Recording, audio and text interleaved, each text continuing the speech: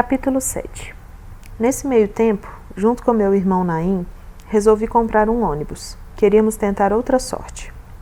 O ramo estava crescendo em Belo Horizonte e precisavam de mais linhas para circular, ligando o centro aos bairros.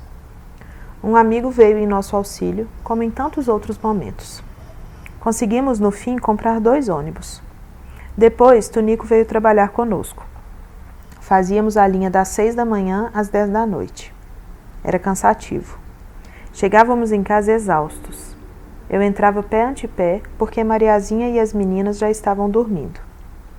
Para Naim, que ainda era solteiro, mamãe deixava um prato em cima do fogão, dentro de uma bacia com água quente, para ele não comer comida fria. Fizemos isso por 3 anos. Depois surgiu a oportunidade de fazer transporte escolar. Não era muito interessante e ficamos nessa atividade pouco tempo. Certa vez, na União Síria, ouvi dizer que um sírio que eu conhecera no ano anterior estava empreendendo em Brasília e que as coisas iam muito bem. Ele tinha aberto uma padaria e uma loja de tecidos e estava em vias de conseguir um novo terreno, em que contava levantar uma creche. Soube que Brasília estava cada dia mais povoada, que os trabalhadores tinham necessidades cada dia mais incontornáveis e que a rede de transporte ainda estava dando seus primeiros passos. Imaginei que meus ônibus encontrariam boa serventia por lá. Conversei com meus irmãos e pedi conselhos. Naim me incentivou a tentar a sorte.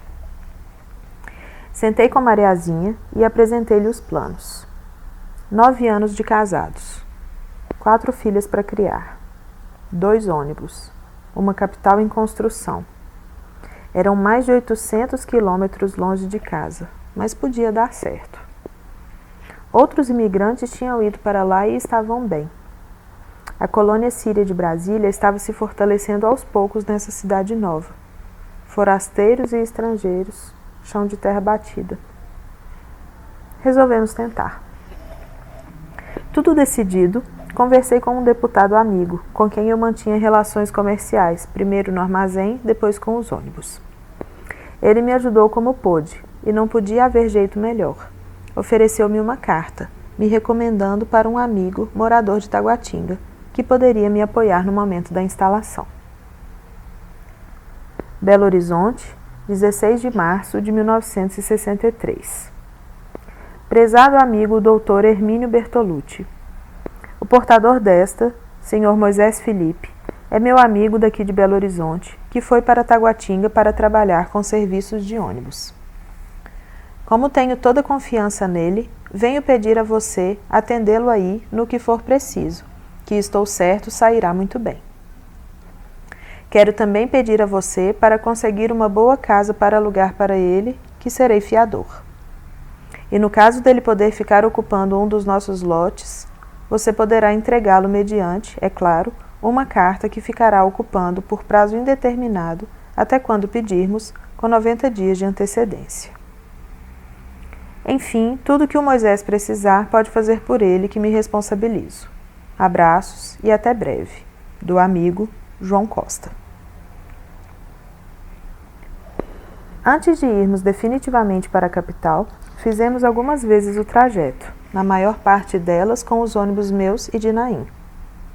Numa dessas estavam Naim, Tunico, o marido de Vitória e seus 2 filhos.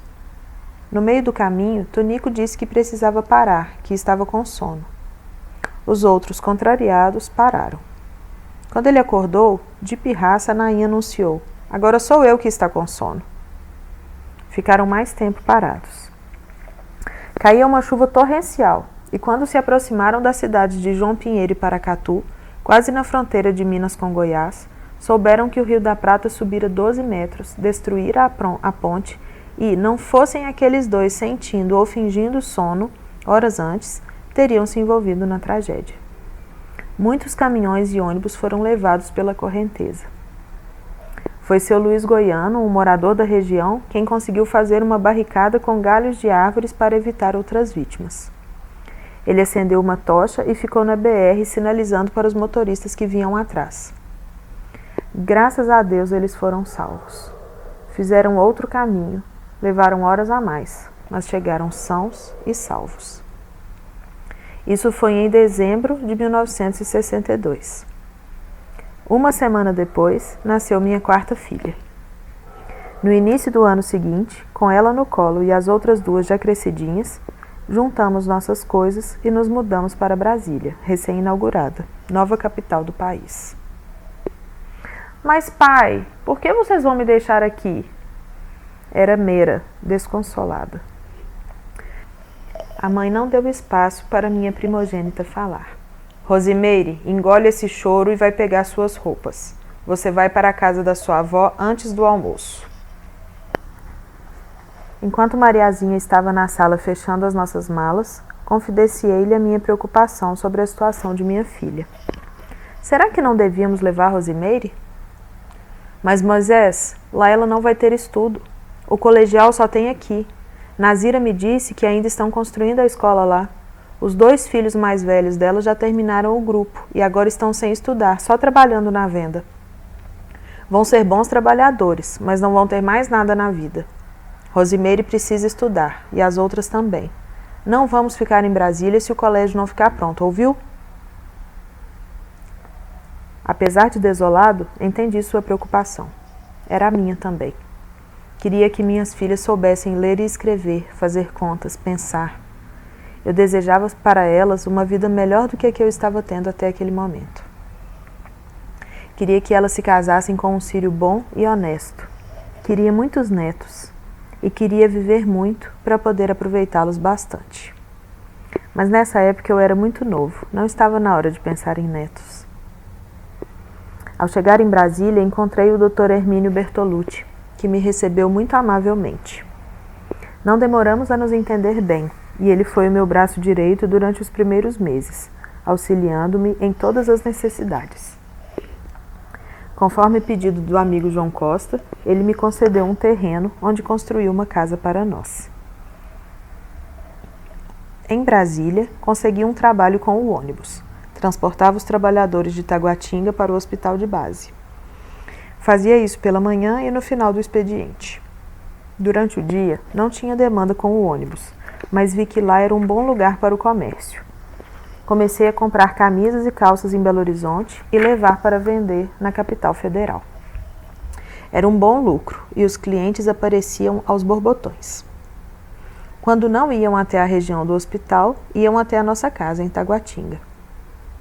Em Belo Horizonte, os comerciantes da Rua dos Caetés ficavam loucos quando eu chegava no comércio deles. Eles sabiam que eu era bom comprador e que normalmente levava o estoque todo, desde que me fizessem um preço camarada.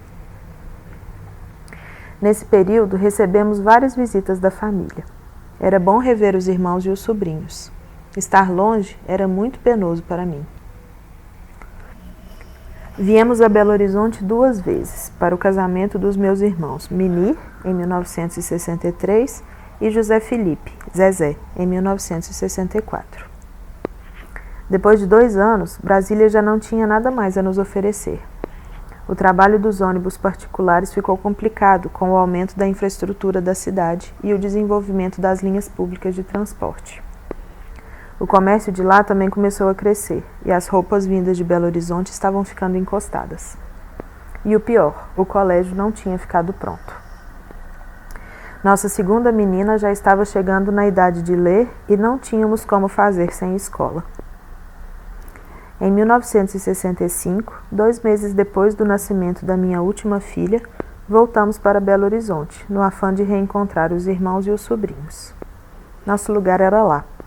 Voltamos para o casamento de Naim, o único irmão que ainda estava solteiro.